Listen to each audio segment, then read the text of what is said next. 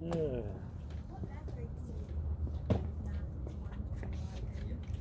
Hey guys, how's it going?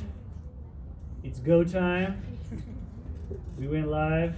We're live in person. Welcome to Monday night, Youngbloods. So happy to see you guys here in person, and you guys who are joining us online on Instagram, on Facebook. We love you. So anyways, we had an awesome time last week with Nacho. Watch Nacho after, right here, and we learned a lot of good things. Actually, we just laughed the entire time. It was probably the best time I've ever had watching Nacho Libre. Anyone concur with that? Yeah, I do. I could vouch. Yeah, we also had Nacho themed snacks. That was cool. So anyways, tonight we're going into 1 Samuel chapter 27, and we're going to not do chapter 28. We're going to do chapter 29 and 27 because they go together. And then we'll do, it's basically David in a bad place. And then we'll do Saul in his own bad place after that. So the idea for the Bible study as we get into worship, just so you can start thinking about it, is being in a bad place or how to get yourself into a bad place. 3 easy ways to get yourself in a bad place. Not that we really want to do that. The idea would be to learn what not to do to get yourself in a bad place, to learn to do the opposite. Because David ends up in an actual physical bad place in the land of the Philistines, but he was also in a bad place mentally and spiritually, you could argue. So we're just going to get into that. So, yeah, I don't know if anybody feels like they're in a bad place tonight, but let's let the Lord change the direction, change the situation. You want to pray us in tonight, Joseph, and take over? Let's go. Dear God, Lord, thank you for this day that you've given to us. Thank you for bringing us here. God, I believe that all of us here tonight, that we're here for a reason. We're here to hear from you, God, to experience what you have set before us, God. And Lord God, I just pray that for all of us tonight, God, we would just be receptive to your word. We would soften our hearts so that you would come in. And we ask that you would uproot any darkness, any evil that is in us, Father, in order to receive everything that you have for us, God. And so we just give you this night. We give you our hearts. And we ask this in your name. Amen. You guys stand with me for this first song.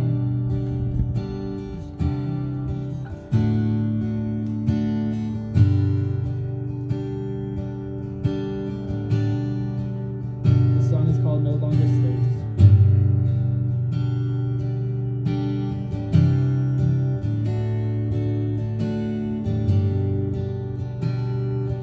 You unravel me with a melody. You surround me with a song of deliverance from my enemies. Till all my fears are gone. 'Cause I'm no longer a slave to fear.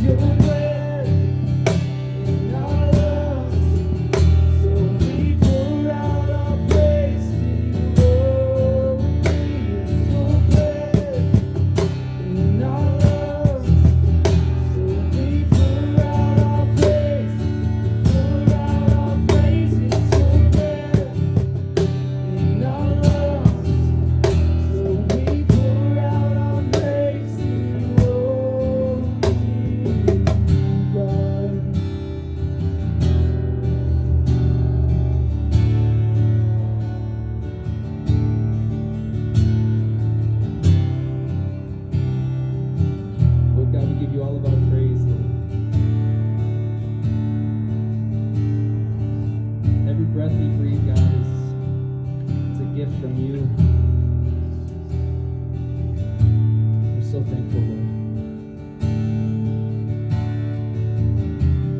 So thankful for the gift of grace, the gift of mercy, the gift of your Son, Jesus, God, on the cross. We just pour out our adoration and pour out our hearts to you, Father. Continue to bless this time of worship as we keep going.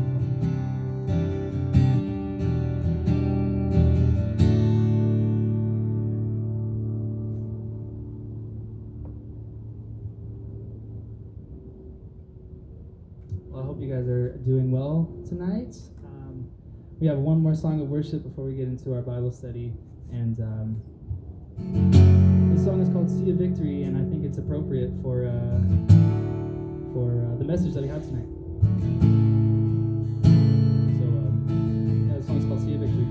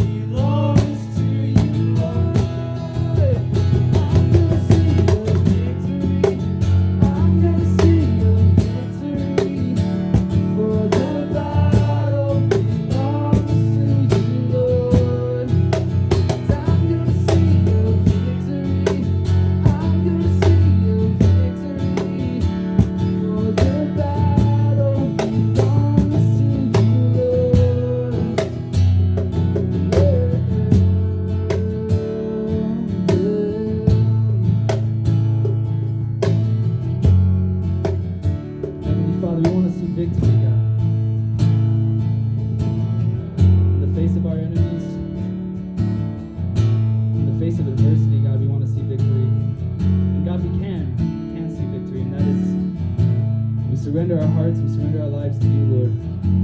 We let you be king over all. I pray that we would do that tonight, Lord.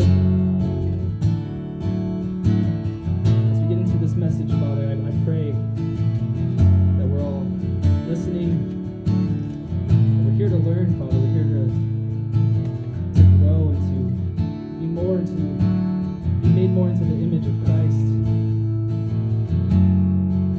So I pray that over everyone under the sound of my voice, God. Just bless this night.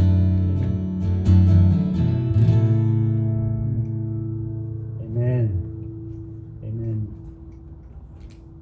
That song is so good right now because the bad stuff that's going on is affecting all of us, but when you have God involved in your life, when you have a real relationship with God, it changes your outlook.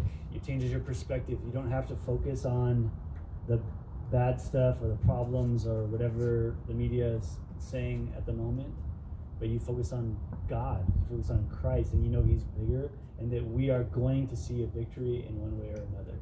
So a Christian lives with so much hope, expectation of coming good, compared to anyone else, whatever message someone else has or whatever good news they're believing. That's the best news, because you know He's going to work it out. He's working all things for your good personally, and we know the future in Revelation. We know that we have the Bible, and we know He wins. God wins ultimately, so we have that kind of peace and hope. It's good stuff. It's valuable stuff at times like this.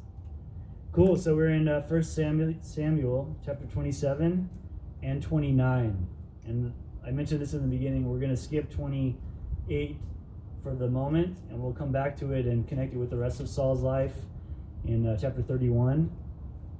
And we're just kind of like finishing David's narrative. It's crazy because both the things that are happening in David's life and Saul's life are happening simultaneously, and the Bible flashes back and forth between them.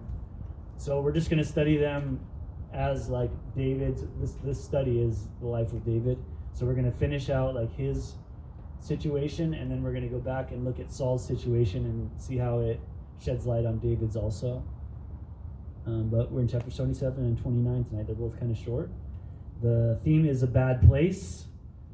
3 easy steps on how to get yourself into a bad place. I don't know if you've ever been in a bad place, but I think we all have. I've been there for sure.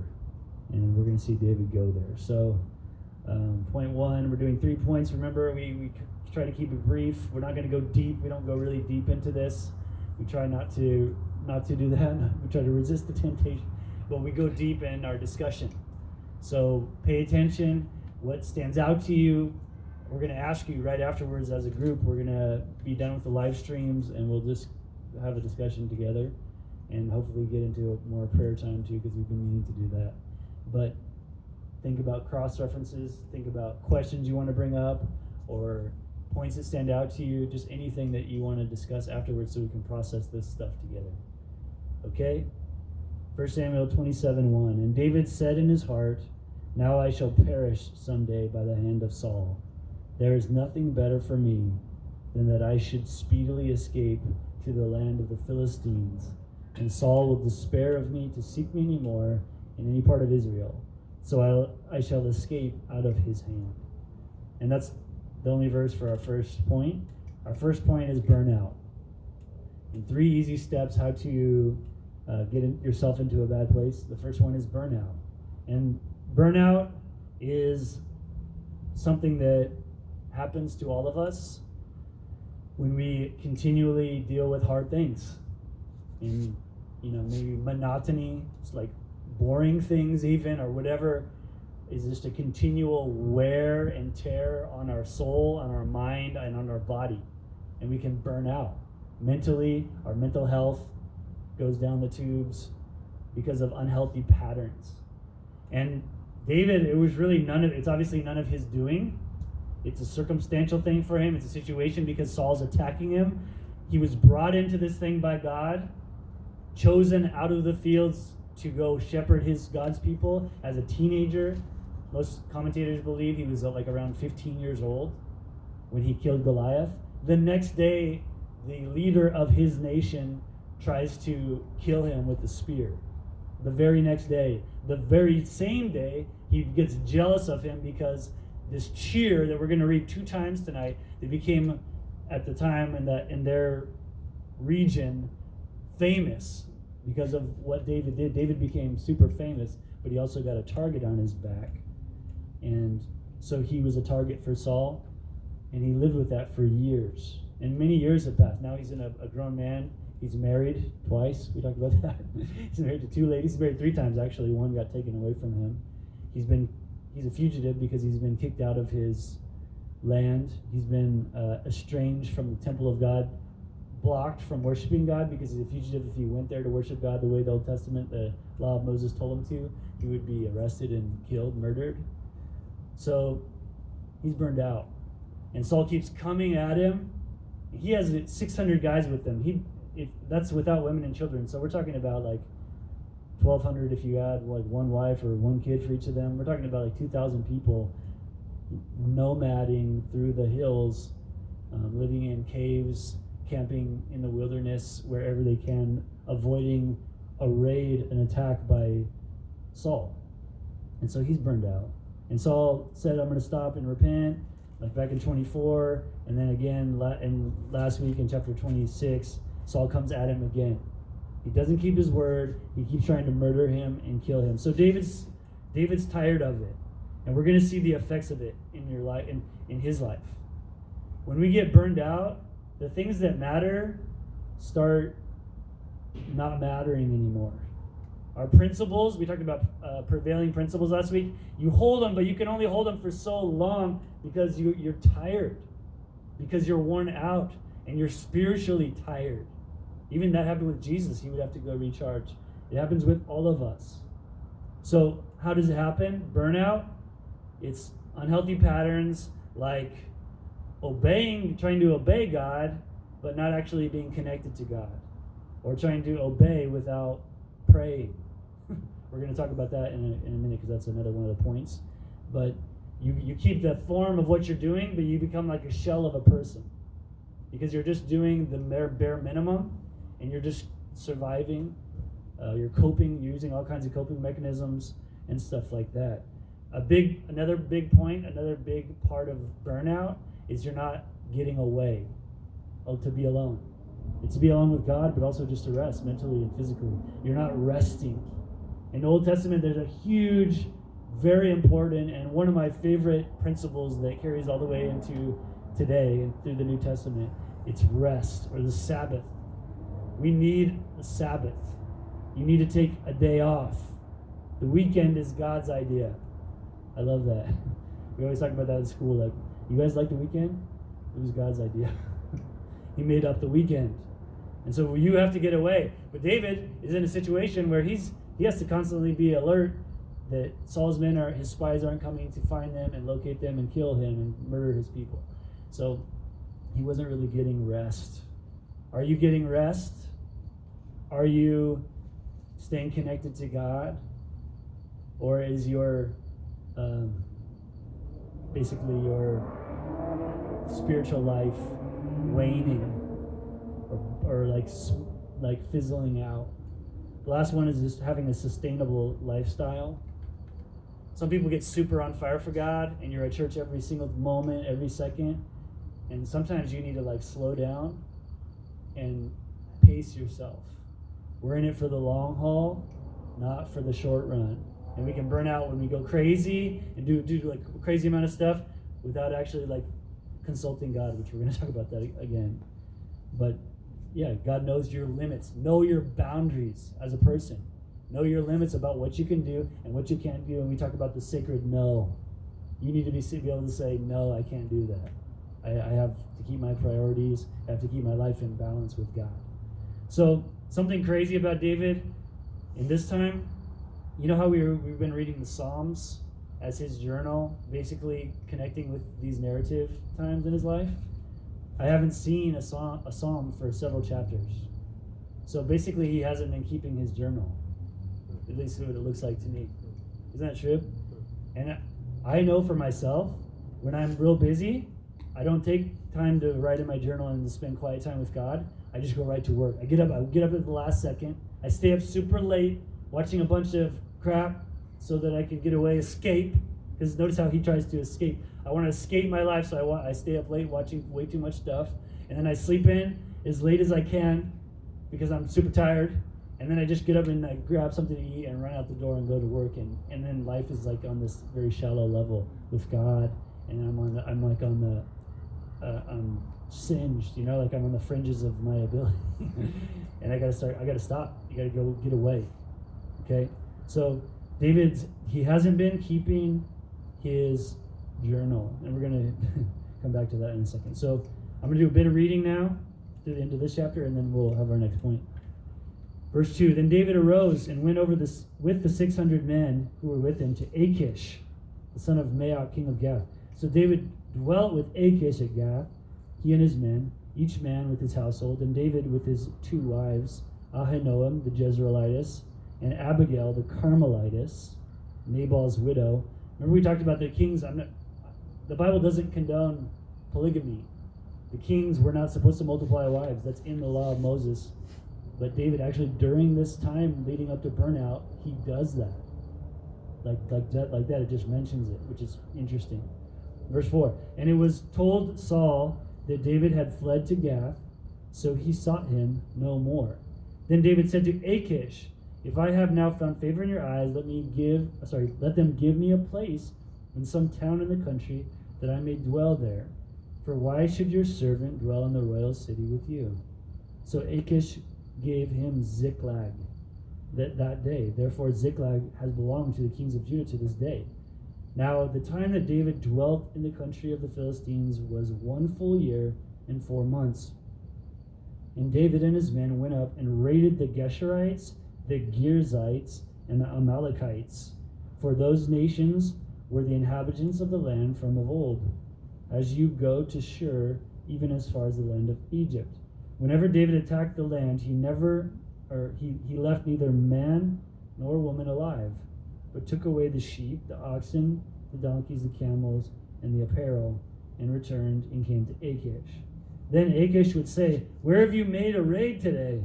And David would say, Against the southern area of Judah, or against the southern area of the Jerahmeelites, or against the southern area of the Kenites. David would save neither man nor woman alive to bring news to God, saying lest they should inform on us, saying, Thus David did. And thus was his behavior all the time he dwelt in the country of the Philistines. So he was lying. He was attacking Philistines and people that were near them, and saying he was attacking Jews and Israelis and people who were near them. So Achish believed David, saying, He has made his people Israel utterly abhor him. Therefore he will be my servant forever. So our second point is compromise with the enemy. And when we're burned out, that's a lot of times what we do. We compromise with the enemy. We do things that we know is bad and that was wrong, and we sin. And what's crazy, Achish, you guys actually might remember Achish. Achish was all the way back from like chapter 21. Remember when David was given the holy bread, he took a Goliath sword, and he talked to Ahimelech, the priest, and didn't tell him what was going on when he first ran away out of Judah, out of Israel, away from Saul. So he went to Achish at that time. And remember, they're like, hey, isn't this the guy that they sang the one song? And they're like, what was that song? David has slayed his 10,000, Saul his 1,000. Yeah, what? And David's like, this is not going good. They remember, this is going to be bad. And so he started acting weird, and he started drooling. And he started scratching on the walls and acting like a freak, and acting like he was out of his mind. And they're like, and the king's like, get him out of here. This guy's a loser. Why are you bringing this guy in wasting my time? Same guy, Achish.